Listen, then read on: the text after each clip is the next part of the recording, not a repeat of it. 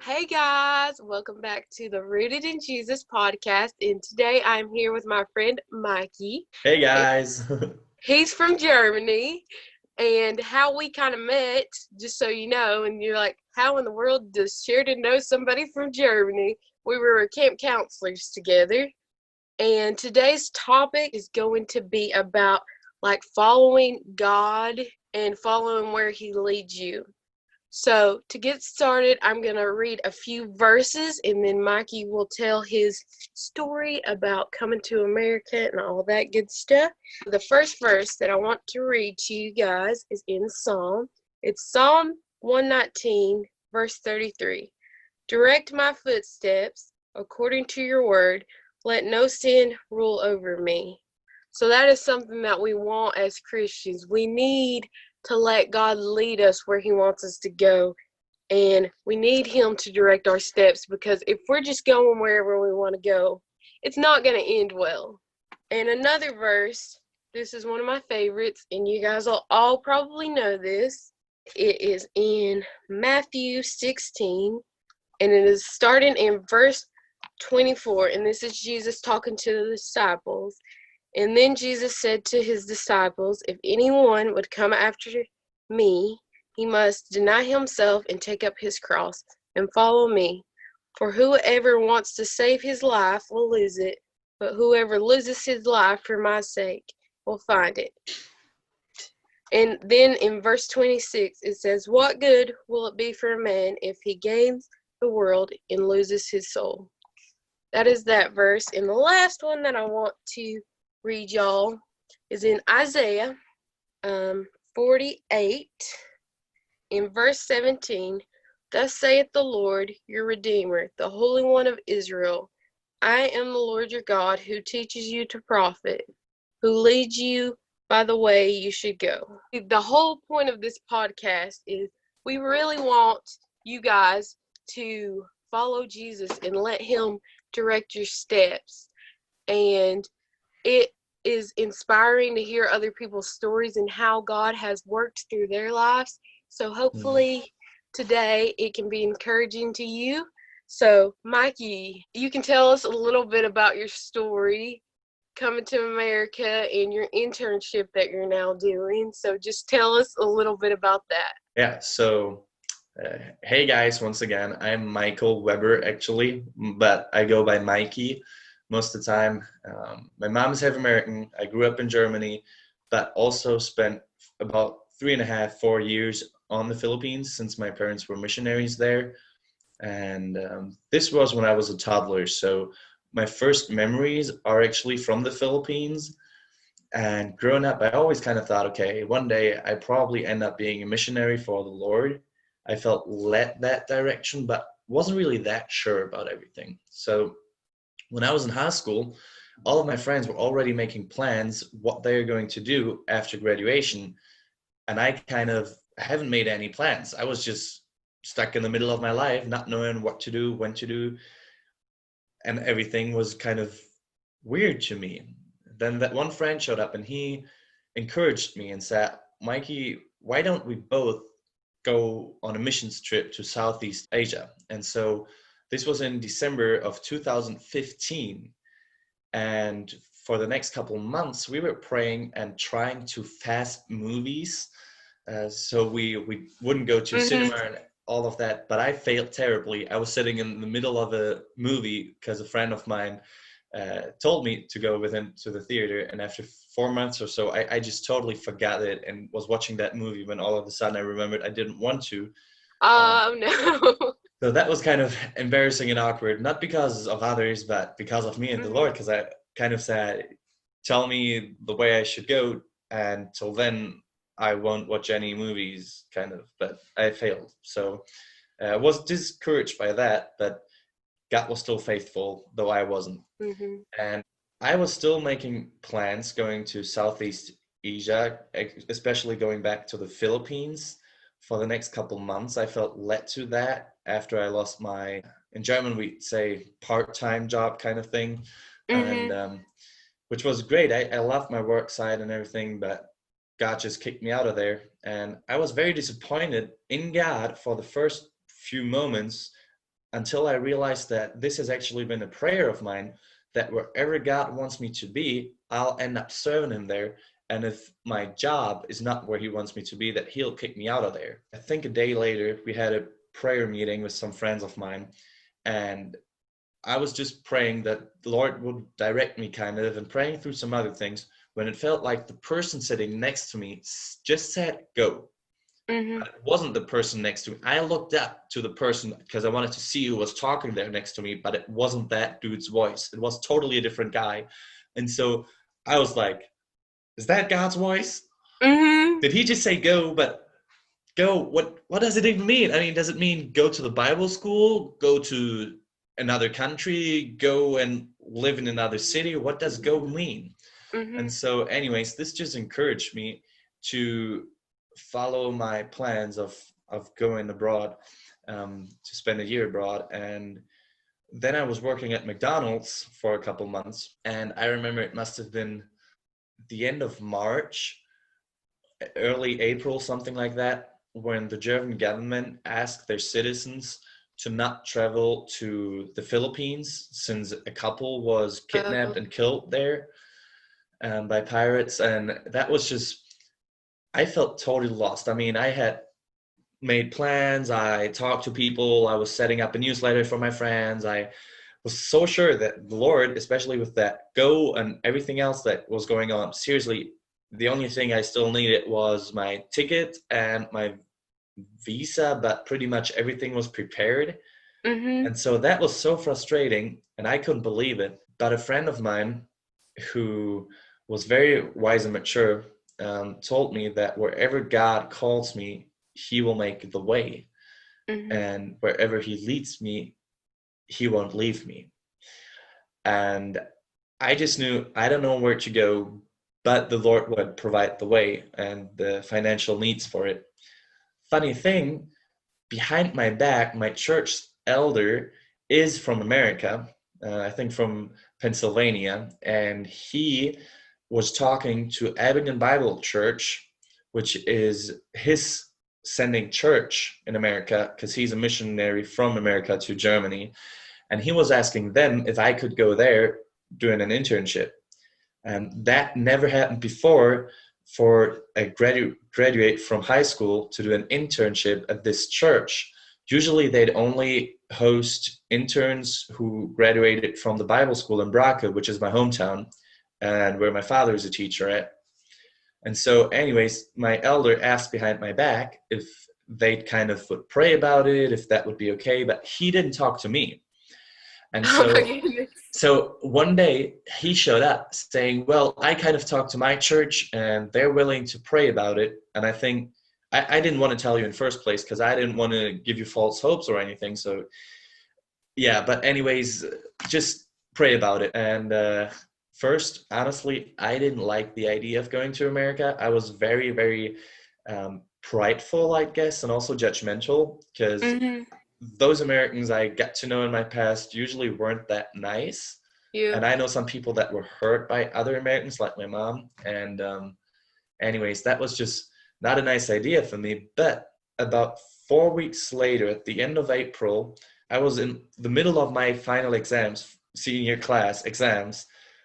One day later, I'd have my first major, and the second day later, I'd have my second major exam for my senior year, when my father told me that the American church told him that they would like me to come as an Oh my intern. goodness. And I was like, I don't want to come. I don't want to go there, God. No. And I put up a list with reasons why I should go to America. And then on the other side of the list, I added reasons why I shouldn't go there, instead of America going to the Bible school where I'm Mhm. right now. And the reason on one side of the list was also having another side of the coin on the other side of the list. So honestly, that list didn't help at all. Yeah. Um, but 2 days later, so this was on Wednesday. On Wednesday, I was told that the Americans would like me to come, and on Saturday, a friend of my elder who was from that church in America was visiting in my hometown, and he asked if we could meet to discuss the terms and everything. And so I agreed to visit with him, but I still didn't feel called to America. I was Mhm. still thinking, no, God, no. And I was resisting very much. And each and every question I asked that night, my now good friend Jim, who was also my host during my stay in America, answered every question with the nice way, which I don't really understand. He was so sure that I would come. He was so certain with every question I asked that this is the Lord's plan for my life, and I didn't feel it. I was Mhm. still in doubts and like major doubts. But that kind of changed at least a little bit of my attitude about it, that I thought, okay, it might be the case that God leads me to America, but I don't want to. Yeah. But we'll stick with it and see it. So I had my senior year finished. I graduated, and it's already been in July, and plans were made for me to come to America in August, early August. And I still didn't have my tickets nor my visa for America. Mhm. And I visited some friends, kind of saying goodbye to everyone, even though nothing was sure. In my heart, I was still Yeah. doubting that I would come to America. And a friend of mine just said, just tell God, if you want me to come to America, I should get the visa and the ticket, and I'll come to America. If I don't get the visa, of course, I won't make it to America, and it hasn't been God's plan for my life. And at the embassy, after all the paperwork and stuff, first I forgot my invitation letter from that church, from Evangel Bible Church, which was very awkward, standing in front of an American officer saying, Mhm. there's this church in America that invited me to do an internship, but I can't prove it. But I got another letter from my elder kind of confirming that first letter, which Mhm. I cannot show you. And he just looked at me and was having a face like, oh, you'll leave in a few minutes and nothing's gonna happen, but I'll let the other officer handle that. So yeah, just go on. And I was so certain, okay, I Mhm. won't get my visa, and it's senseless staying there. But then I came to the Homeland officer to discuss my visa once again, to another one, and he just asked me four simple questions. They were very, very quick, just like, what kind of Mhm. visa do you want to have? Do you speak English? Then we switched from German into English, and then he said, um, what are you going to do, and why do you want to go to America? Mhm. And I always answered very briefly with one sentence each. But the last question was like the wall that hindered me from finally accepting it. And Mhm. I looked at him just saying, well, I'm a Christian and I think God calls me there, but was still doubting. But still, I Mhm. think that was the changing point of my story. And he just stopped immediately. Whatever he was doing on his computer, he looked at me and said, okay, yeah, you'll get your visa in about a week. And I was like, that's it? Yeah, yeah, Mhm. sure, you'll get your visa. What?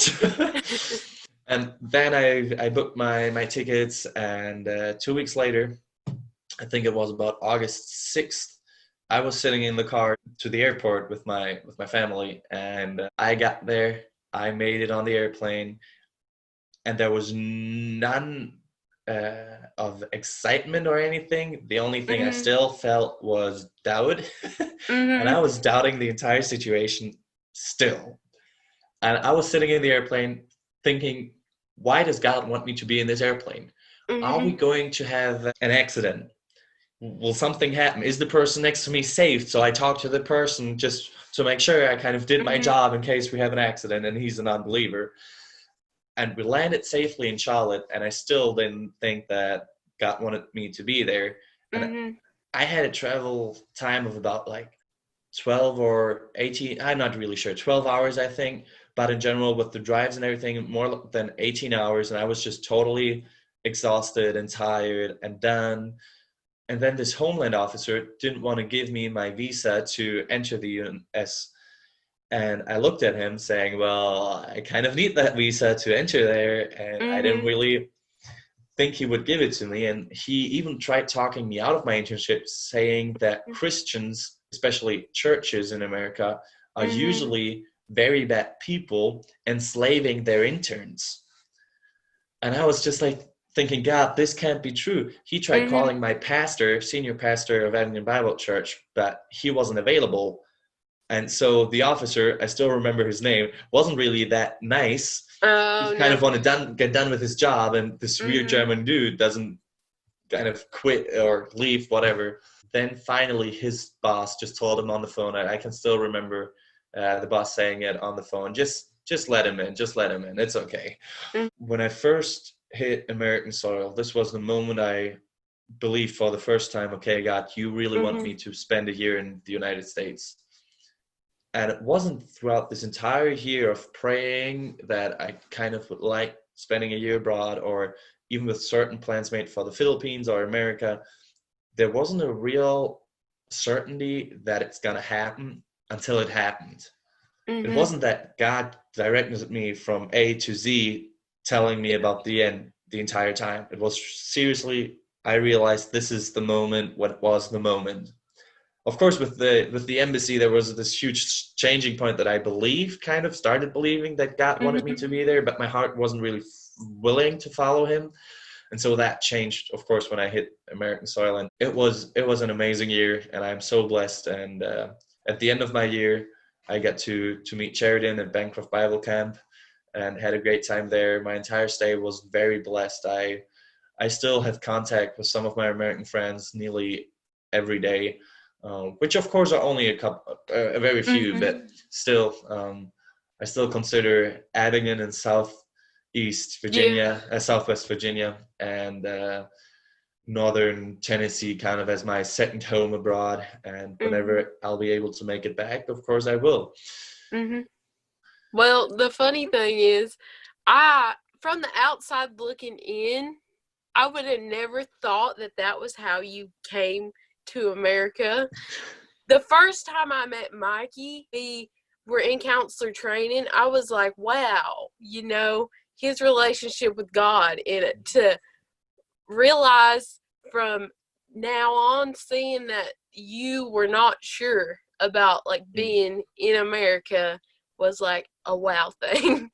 yeah, Realizing it's that. it's still I can't believe it myself, because growing up, no offense, but Mhm. there were kind of three countries where I thought I don't ever want to end up.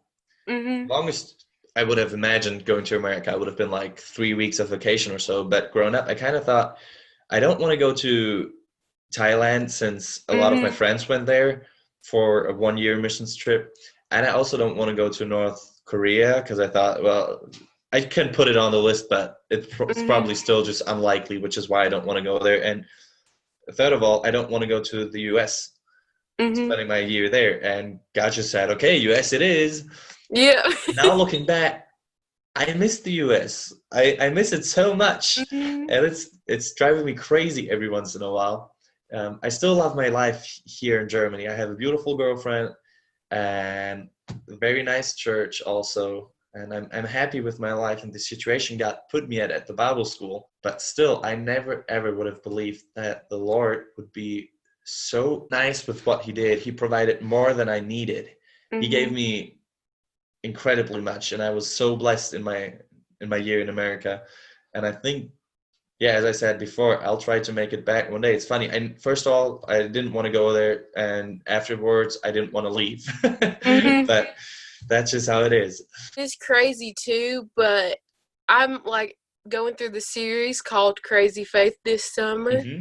and today's title of the message was Maybe Faith, and it was just like you were in that place where you were willing to let God use you, and like maybe this is what God wants me to do, and God can still work through that even if you're not sure. As long as you're willing to Yeah, be used by God, He can use you, and that's awesome. and I think God used a couple of people very, very much and tremendously to move me to America. Of course, Mhm. without my elder being placed by the Lord at my home church here in Germany, I never Mhm. even would have known about Abingdon Bible Church. He provided him. Secondly, the friend that asked me if we could do a missions trip abroad together. Without him, I never even would have really thought that this might be the Lord's plan for my life. Mhm. And those friends along the way guiding me, praying for me, encouraging me. Without them, I probably wouldn't have been able to go in there also.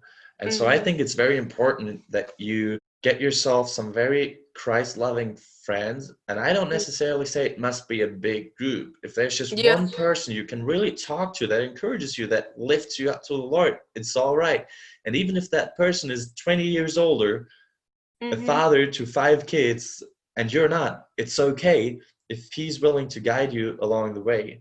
And I think this is a huge advice a lot of people should follow, that it's always good having Christian friends around guiding you the way of the Lord. And by the way, speaking of friendships, me and Elizabeth did a podcast episode all about friendship. If you haven't heard it, go listen to it because it's really good. We give a lot of advice and we dig into the word and see what the word says about friendship. So if you haven't checked out that podcast, go and check it out. So I asked Mikey to share like a verse that he wanted to share with you guys or a Bible story or something. So he can share that with y'all now. So I think something the Lord's put on my heart this summer is Mhm. just the topic of prayer in general, because honestly, I don't really know how to pray in the will of the Lord. I mean, what does Mhm. it mean to pray with the heart of God? What does it mean to just pray? I mean, some of my youth kids at church are serious that they don't know how to pray more than 2 minutes because, I mean, Mhm. they run out of topics. And I can totally relate to that. Of course, there were moments in my life when I wasn't really able praying anything longer than that because I ran out of topics or I was running Mhm. away from God. But also now that I would say I'm in a very good position where just God put me in general and the faith and everything, just my prayer time could always be bigger. I think there's no Christian in the world Mhm. saying, "Oh yeah, and I'll regret the time I spent in prayer." That doesn't No. happen. That doesn't happen on earth. So, anyways, I feel led to this huge topic of prayer, and I think that a great verse for that is in Mark. Yeah, I'll just read it to you. So, and immediately he, which is Jesus, left the synagogue and entered the house of Simon and Andrew with James and John. Now, Simon's mother in law lay ill with a fever, and immediately they told him about her. He came and took her by the hand and lifted her up, and the fever left her, and she began to serve them. That evening at sundown, they brought to him all who were sick or oppressed by demons, and the whole city was gathered together at the door. And he healed many who were sick with various diseases and cast out many demons. And he would not permit the demons to speak because they knew him. Okay, I meant the verse after, which I'm going to read in just a second. Mhm. But just thinking about that, Jesus was so busy healing the people. I think he didn't go to bed at about 8 or 9. I think that was terribly late, even for our conditions nowadays with the coronavirus Mhm. going on and nobody kind of thinking about time. But it was late. All the people got healed by the Lord. And then Jesus goes to bed, and it says in verse 35, and rising very early in the morning, while it was still dark, he departed and went out to a desolate place, and there he prayed. Mhm. I think that's just crazy. I mean, I don't get up early in the morning to go to a desolate place to pray. And of course, no, some people are going to watch this video saying, oh, Mhm. yeah, but Jesus was man and full God same time, but he was still man the same time. And he Mhm. knew the importance. And I mean, if somebody knew God, it was Jesus. And still, he valued prayer this much that he said, I'm going to take my time early in the morning without my disciples kind of asking me silly questions because they don't understand. I'm going to spend my time with my father, who I love. He needed God to give him strength. He was depending on the Lord. He couldn't do anything by himself without God. And that just hit me. This Bible verse saying Jesus valued prayer, time Mhm. with his father this much that he got up early in the morning. And it also says that the others uh, kind of searched for him, and they found him and said to him, everyone is looking for you. Mhm. Kind of, we didn't really know where you went, we didn't know what you did, but you're needed. And I think throughout Jesus's entire ministry, he always valued prayer. After feeding 5,000 people, he sent his people away, his disciples on the sea, and he went alone on the mountain and prayed. In the Mhm. Garden of Gethsemane, before he was captured, he prayed. I think praying is this important, and we often don't value and we often don't understand it. But here's the good thing: the disciples didn't also understand. Mhm. Many people in the Bible didn't really understand that. I think it's very encouraging having verses like in Mhm. Matthew chapter 6, where Jesus just explains how to pray. And he gives us the Lord's Prayer, which is just the greatest example how to pray. And I don't say that you always have Mhm. to pray the Lord's Prayer to pray in the Lord's will. But I just tell you, if you struggle with prayers, then start praying the Lord's Prayer and trying to Mhm. applicate it into your life. Yeah, I just love it, and I'm very much excited figuring out more about prayer and how the Lord Mhm. wants to use this and also this Bible verse about getting up early in the morning, making it a priority. Because if you don't Mhm. pray to certain times, you won't Yeah. pray at uncertain times. And I'm excited to figure out what He does. This book is called The Power of a Praying Woman, and I think they have a Power of a Praying Man, husband, wife, mom, a bunch of different ones. It's by Stormy O'Mardian, and this book opened my eyes a lot, and I'm reading through it a second time right now. But this book changed my view on prayer, and it's so good. So check it out if you guys haven't. Prayer is a It is. blessing, and we take it so for granted. And God loves us so much, and He died on the cross for us. So we need to prioritize prayer because that's one of the least things that we can do. And it's a privilege. Mhm. I mean, we're entering heaven. We're right before the throne of God. It's not that our prayers have to leave the room to Mhm. make it to God. It's like we're automatically with God and we're able to tell Him immediately. And this is a huge privilege. I mean, Mhm. if you have the opportunity talking to Trump or Merkel or any high Mhm. politician in the world and he loves you, why wouldn't you use it? I mean, that Mhm. doesn't make sense. Why don't we pray more? And Yeah. another book, since you were recommending a book, my mom gave me the book. I just got to read the title again in English. It's saying Mhm. Experiencing Prayer with Jesus by Henry and Norman Blackaby. Experiencing Prayer with Jesus by Henry and Norman Blackaby. And that book is also very, very good. So Mhm. if you are looking for some literature, get that book. I think that's about all we have on this podcast. I hope it inspires you to just be willing to be used by God, even if you're not completely sure about the situation. Go deeper in prayer with God. And you can start off, it's not like God's expecting you to be perfect in your prayers and say the perfect words or anything. God just wants you to pray and to be with Him.